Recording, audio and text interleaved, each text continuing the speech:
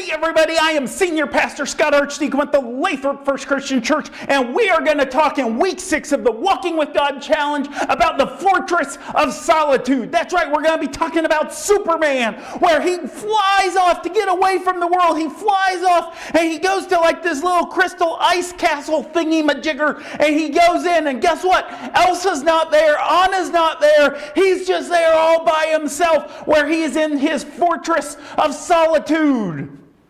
But listen, whenever I go to my fortress of solitude, and I'm going to have a lot of information in the description section of the video if you look out. And if you're on your phone, that description section is at the, if you see the video, it's at the lower right-hand corner. There's like a little carrot that's pointing down. You click on that, and that opens up the description section.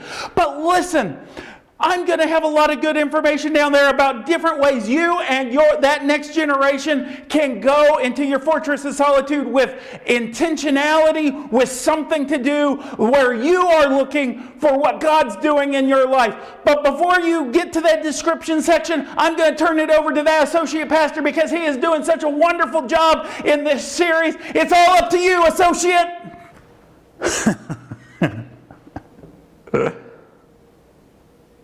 Way to go. Way to bring in superheroes.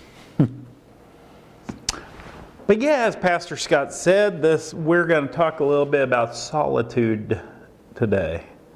And this is one of those things that I think is so important in the world we live in.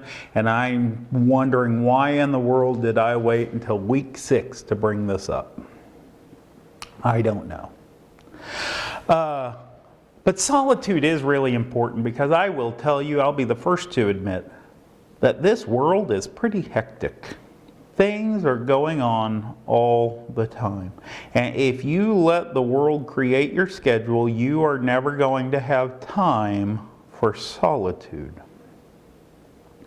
I think of just the girls on Monday of what goes on. They have swim lessons and they have gymnastics, and that's the day we fit in doctor's appointments. And then we have Tuesday, Wednesday, Thursday, Friday. They're in school, and by the time they get out of school, it's 4 o'clock, and then they get homework done and we eat and it's time for bed. I mean, it's just boom, boom, boom, boom, boom a lot of the times. And then, other people have to throw in sports and things like that into that besides just on Mondays. And man, it can just be really hard. And this is one of those topics that really, I think we all know we need. I think we all know we need some time of solitude to ourselves for prayer, scripture reading, devotional time, whatever you want to call it. Some time there dedicated to that relationship with God, and we just always run out of time. But Scripture is actually full of places where we're basically told to withdraw from the world and spend time with God. Jesus, God in man, this is the perfect example for us. Jesus himself, guy that could walk on water, literally. That guy. Over and over again in Scripture it says Jesus withdrew from the crowds, from the multitudes, from the chaotic life, and he withdrew to solitude, to a place for him to be alone or with just a small group of disciples. We see the Apostle Paul as well. When Paul is converted, he goes and he spends time by himself. These references, and not all of them, because I'm telling you, Scripture's full of them, but a lot of these references are in that description section. You can go look it up. But even the Apostle Paul, we see he withdraws and goes and spends time in solitude. And I think this is one of those things that the next generation will not do it on their own unless we are truly modeling it. That's something I could say about everything, right? Because so often we come to the idea of do what I say, not what I do. And yet we know that next generation's always looking at what we do, not necessarily what we're saying. But I think this is one of those things that really needs to be modeled in the home in order for it to become something that happens for that next generation.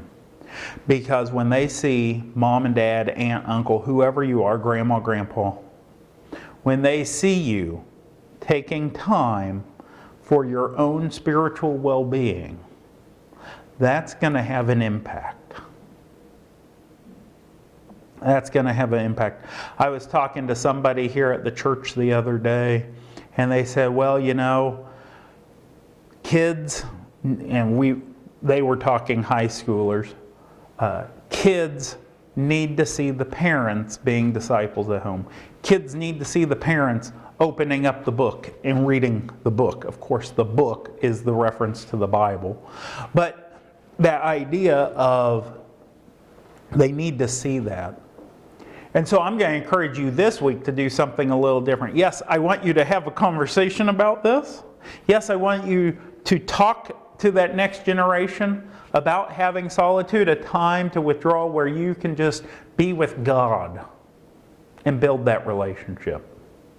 But I'm going to challenge you this week to do something different. I'm going to challenge you to really be modeling this. Make sure that your kids know that you are spending 30 minutes a day, whatever it might be, 30 minutes a day, 30 minutes every other day, in a relationship with God, in prayer, in reading Scripture, in reading devotions. And this is going to be a little counterintuitive because I know in Scripture it talks about don't show your faith off to everybody, you know, don't be flaunting it in front of everybody, don't tell people you have to be fasting and all this other stuff. And so this is going to be a little bit counterintuitive to that portion. But tell them, hey, I'm going to go off, you know, say, hey, you know, when I get home I'm going to read 1 Corinthians chapter 13. I don't know. Just a random thing. Hey, I'm going to go read about Adam and Eve. Hey, I'm going to go read about King Josiah. Story from last week. Whatever it might be. But let them know. Because if you're waiting until, if you have kids like me, if you're waiting for them to go to bed to have it, that's great that you're still having it. Don't get me wrong. You can have it then. But it's important that they know that you're having it, so you are still modeling it for them. And so when they get ready to go to bed, maybe that's when you could just sneak in something about it. So, hey, it's bedtime, get to bed, I'm going to go read something. Whatever it may be.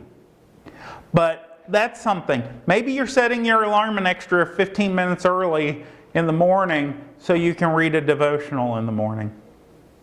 Maybe you're setting it 15 minutes early for the whole house so you can read one of the family devotions together. They have those. If you need any of that, I will certainly get you a family devotional if that's something you guys want, if that's a tool that you would use. But we need to find a way to where that next generation knows that our spiritual life is important to us. And it's more than coming to church. It's something that we do on a daily basis, that we are working on, that we are making a priority of our time to carve out a section of our time and say, this is dedicated to God. And so this week's challenge is a little different, isn't it? It's not, yes, I want you to have those conversations. Yes, you can tell the kids about the importance of solitude, about the importance of withdrawing from the world to give a break from the technology. I know a lot of people talk about technology fasts, so to speak, where you take a break from technology. But if you do something like that, or if you encourage your kid to do something like that, or you do it as a whole household, if you take a fast from technology, you have to make sure you fill that with something that connects you to God. Just getting away from technology isn't going to do that, because you'll find something else to do unless you intentionally fill it with something that draws you closer to God. So encourage your kids, and I encourage you to find your fortress of solitude this week, just like Superman.